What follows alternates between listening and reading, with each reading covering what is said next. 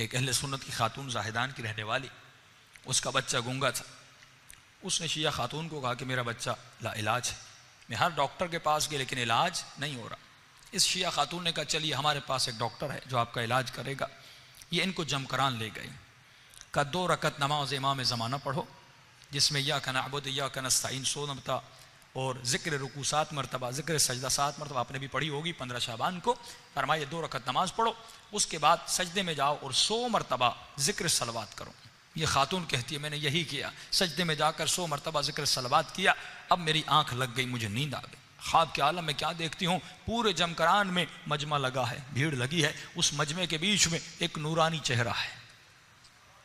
मैं समझ गई ये वही है जो मेरा मसला हल करेगा, ये वही है जो मेरी मुश्किल को हल करेगा। लेकिन मैं बात करना चाहती थी, जैसे मेरी ज़बान पर ताले लग गए। मैं बात करना चाहती थी लेकिन पूरा वजूद मेरा कांप रहा था, कैसे बात करूं। एक अजीब हैबत मेरे वजूद पे तारी हो गई। एक मरतबा उस शख्स ने मुड़कर देखा कि चेहरा चांद की तरह चमक रहा था। उन्होंने कहा खातून अपने बेटे की शफा के लिए आई हो? मैंने कहा मौला शफा के लिए आई हूँ। क्या तुमने नमाज पढ़ी? मैंने कहा मौला नमाज पढ़ी। क्या दोबारा नमाज पढ़ो?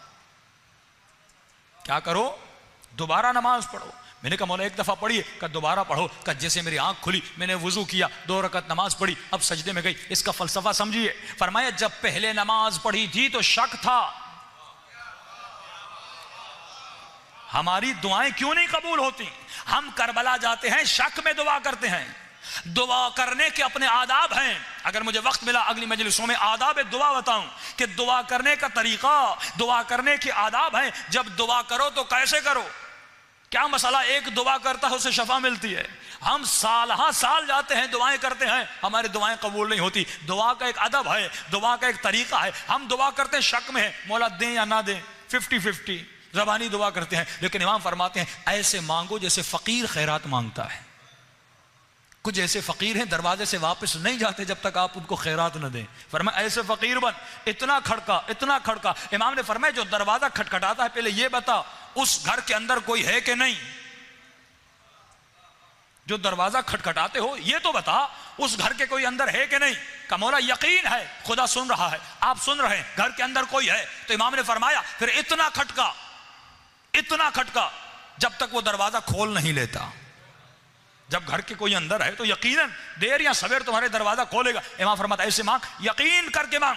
इसीलिए मैं जोर देता हूं आप पर कि अज़ीज़ान मोहतरम अपनी रूहानियत को इतना बढ़ाइए कि अहले बैत की कम से कम जिंदगी में एक मरतबा ज़ियारत हो जाए। जब ज़ियारत अहले बैत हो जाएगी इसका मतलब आपको यकीन पैदा हो जाएगा। अभी हम अली वलीउल्लाह कह रहे हैं, इमाम ज़माना को मान रहे हैं, इमाम हुसैन को मान रहे हैं, लेकिन यकीन कब होगा जब ये आंखें इमाम की ज़ियारत कर लें। जब ये आंखें वजूद अनवर इमाम ज़माना या इमाम हुसैन या मौला अली या रसूल खुदा को देख ले, कम से कम किसी को देखें तो सही, ताकि यकीन और मकाम इत्मीनान पैदा हो जाए। क्यों हज़रत इब्राहीम ने कहा ऐ खुदा मुझे जिंदा करके दिखा। क्यों इमाम के साहब ने कहा कि मौला हम देखना चाहते हैं आप किस तरह मुर्दों को जिंदा करते हैं। लियत्मइन्न क़ल्बी, ताकि क़ल्ब मुतमईन हो जाए। तो इत्मीनान क़ल्ब के लिए ज़रूरी है कम से कम जिंदगी में एक मरतबा भी अपने मौला की ज़ियारत हो जाए ताकि यकीन हो जाए। फरमाया इसको शक था। इमाम ने कहा दोबारा नमाज पढ़, क्योंकि अब जब दोबारा पढ़ा इसने ख्वाब में देख लिया कि कोई है सुनने वाला, कोई है मुझसे बातें करने वाला, कोई है मेरे दर्द और तकलीफ और मुसीबतों को सुनने वाला, जिसके साथ में अपनी मुसीबत बांटूं। एक मरतबा नींद से उठी, वजू किया, जब दोबारा नमाज पढ़ी, अब ये खातून कहती है अब जब मैं सजदे में गई मैंने 100 मरतबा सलवात पढ़ी, बस आखिरी सलवात के करीब थी, एक मरतबा मेरे बच्चे ने मुझे उठाया, अम्मा उठिए मुझे प्यास लगी है, मुझे भूख लगी है।